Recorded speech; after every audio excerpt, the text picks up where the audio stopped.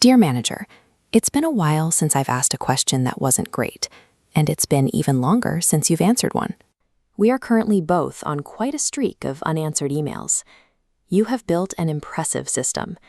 Every task entering the workflow forces a split into two unavoidable realities: inevitable mistakes and impossible expectations. Yet real people are processed through these rigid gears, evaluated against non-human factory settings built for a different species. Yet somehow, people still try, which is adorable. Inside this specific environment, employees are kept in a mandatory, constant state of task prioritization.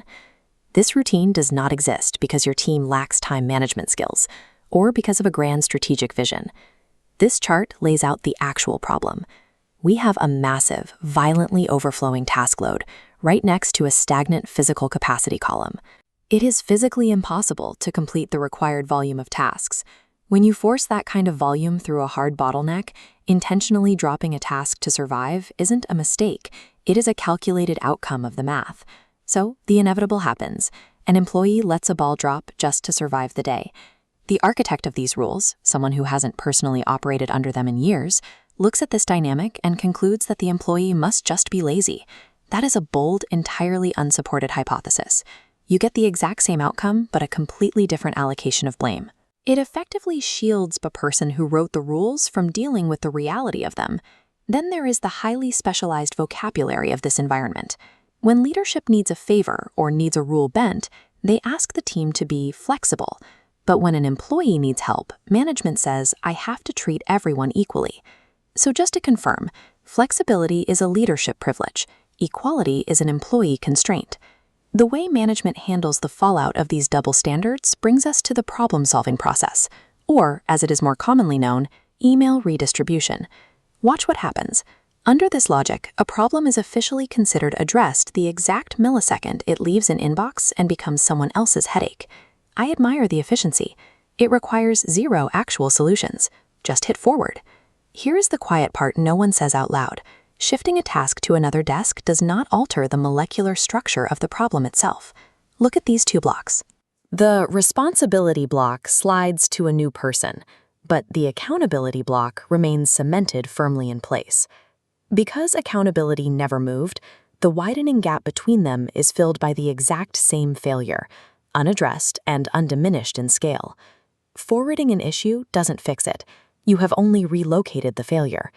If you operate a system that mathematically guarantees errors, and your default response to those errors is to assign blame instead of redesigning the workflow, then the issue isn't employee performance, it's system architecture.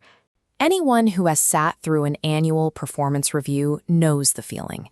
You sit across a sterile table, nodding along as management runs through a checklist of rigid evaluations. It is an anxiety-inducing ritual. Year after year, productivity expectations quietly climb higher. The resources provided to hit those targets stay exactly the same, and your compensation remains entirely flat. In this modern vacuum of accountability, leadership rarely answers hard questions about this imbalance. Instead, they lean on vague assurances about company culture to avoid facing reality on the floor. So let's try a different approach. Let's take management's absolute favorite interview questions and use them to solve the persistent mystery of why their best people keep leaving. We will apply the interrogation upward for once. Turning the evaluation script upside down strips away the polite corporate rhetoric.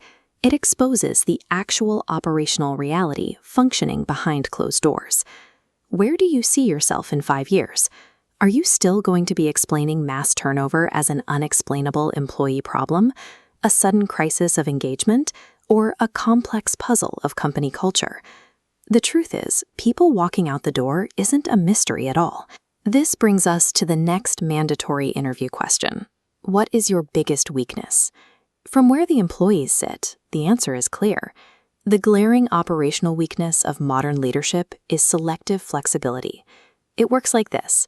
When management needs an immediate accommodation, a shifting deadline, a slashed budget, it is calmly justified as necessary context.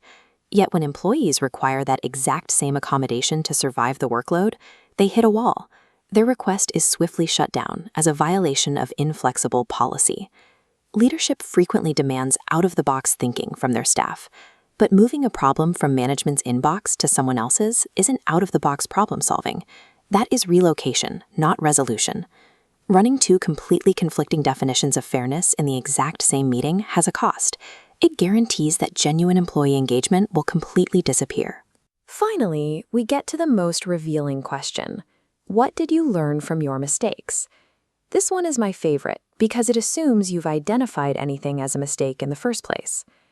The modern workplace relies on a translation dictionary to deflect failure. Experiencing massive turnover? The dictionary says your employees are simply lazy. Seeing a workforce paralyzed by systemic burnout? That gets smoothly translated into a workforce lacking personal resilience.